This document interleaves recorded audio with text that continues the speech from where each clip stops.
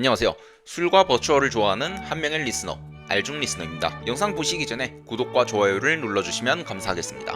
자, 오늘은 레카 좀 끌겠습니다. 루시 아카데미가 5월 24일 계약 종료를 발표했습니다. 루시 아카데미가 뭐하는 곳인지 잘 모르는 분들 많을 겁니다. 당연하죠. 학고 기업체니까. 루시 아카데미는 데뷔 전에 조금 이슈가 되었던 곳입니다.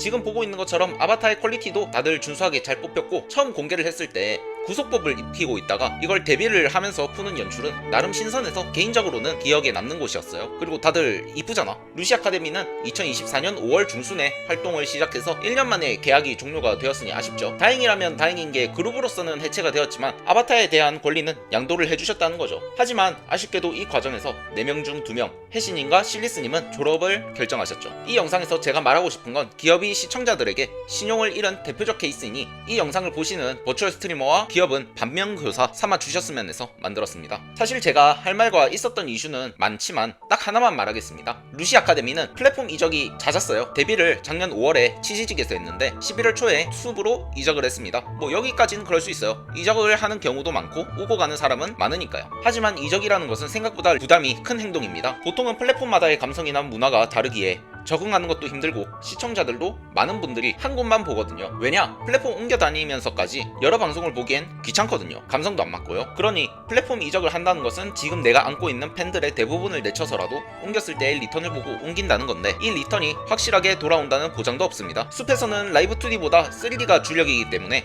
루시 아카데미가 이적한다고 발표했을 때 다들 우려가 많았어요. 아무튼 그렇게 이변은 없이 숲에서 방송을 시작을 했고, 치지직을 보던 사람들은 그렇게 이적하나 했는데 2025년 1월 20일 루시 아카데미에서는 한 가지 발표를 합니다. 바로 2월 1일 치지직으로의 제2주역. 네? 이게 뭐 하는 거죠? 지금 영상 보고 있는 사람들도 이해 제대로 했나 생각하실 분이 계실 텐데 제대로 이해한 거 맞아요. 24년 5월에 데뷔한 사람들이 반년 만에 단체로 치지직에서 숲으로 옮겼고, 거기서 3개월 만에 치지직으로 이적을 한 게 맞아요. 이건 방구석에서 인터넷 방송 보는 제가 보기에도 이게 맞나 싶은 경우예요. 여러분들도 이게 맞나 싶을걸요? 이런 행위는 제가 인터넷 방송을 오래 보면서 처음 봤어요. 개인도 아니고 기업 단위로 2번이나 플랫폼 이적을 해? 다시 치지직으로 돌아왔구나 하면서 반겨준 사람들도 물론 있겠지만 치지직에서 숲으로 옮겼을 때 이미 정을 다 털었을 텐데 다시 왔다고 하면 배신감만 들지 않을까요? 제가 경영이라는 건 잘 모르지만 그래도 확실하게 알고 있는 건 회사 입장에서 제 1순위로 생각하고 중요하게 여겨야 될 것은 기업의 신용이에요. 이 회사가 제대로 운영을 하고 있는지, 이게 기업을 바라보는 소비자와 투자자의 입장에서 정말 중요하거든요. 근데 이런 행보는 모두의 신용을 깎아먹는